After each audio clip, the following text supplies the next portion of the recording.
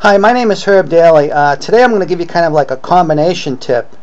The first tip is going to be, I'll give you a scenario. I signed up a deal with a seller about 6 months ago. We wrote up a contract on buying a property, and come to find out that I wasn't the only investor that had a signed contract on that piece of property. Okay, 3 other investors had laid a claim on that property. Okay, now I'm not going to get into all the specific and details, but you know where I'm going with this. Okay,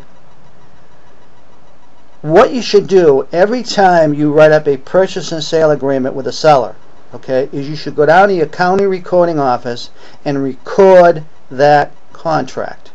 By doing that, it puts a cloud on the title. So if the seller wants to be sneaky and behind your back, you know, sign an agreement or a contract with another investor, okay, if you've recorded that contract, chances are you're going to be first in line and you don't care what the other 3 people do. Okay, because I know for a fact that 99 out of 100 people will not take the effort to go down and record that contract. Okay, now I know it may cost you 45 or 50 bucks, so a little aggravation to do it, but believe me when I tell you, it's well worth it. Okay, now I know this because I didn't do it either. I never recorded the contract until this particular situation happened to me. Now I don't take the chance. I record it. I'm in first position, so he can go up and write all the contracts they want, because they have to deal with me. I have to release that lien before anybody else can make claim to that piece of real estate. So you may want to think about recording the contract when you buy your next piece of property. Okay. Now my second tip is regarding dealing with people in foreclosure. Now, first of all, what you have to understand is that when you're dealing with people in foreclosure, they're not rational.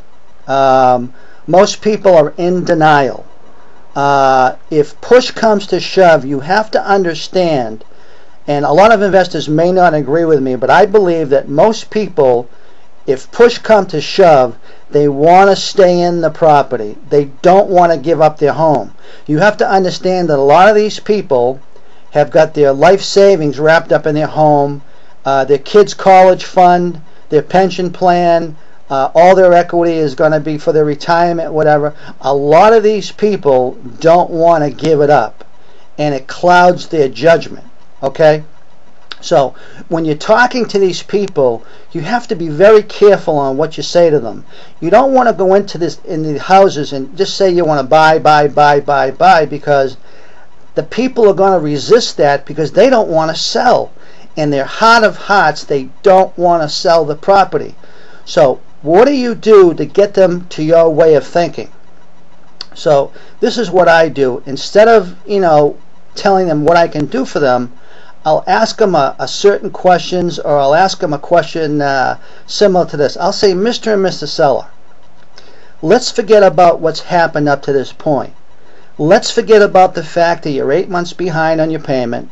Let's forget about the fact that, you know, you may have lost your job, or you were sick or disabled for that amount of time.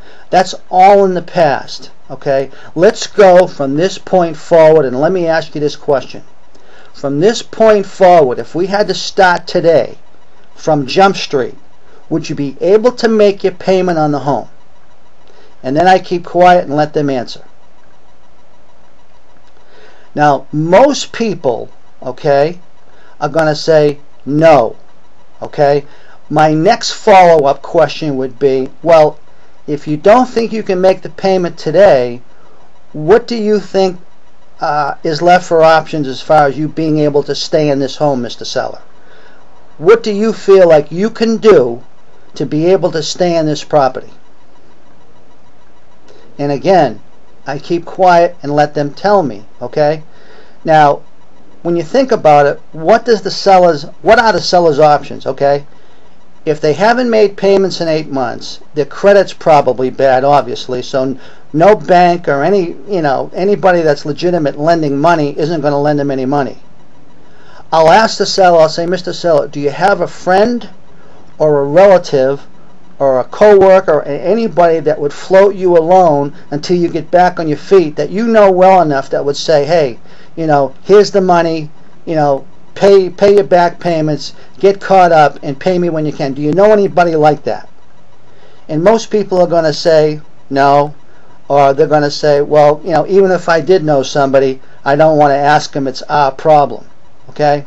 So by asking these types of questions, they come to the rationalization that the reality is, as much as I want to stay in this home and keep this property, I can't do it. I mean, it's like I'll say to a person like, Mr. Seller, I don't mean to be a wise guy, but Santa Claus isn't going to take a sack of money and put it in your lap and say, hey, make your payments and here's a couple $1,000 extra to get yourself on your feet again. I mean, that's just not reality. Okay, if you don't have anybody that will lend you money, if no banks are going to lend you money, then when you think about it, the only thing that you can do, and most of these people don't have any equity either. I mean, I was in this house and the guy owed $300,000.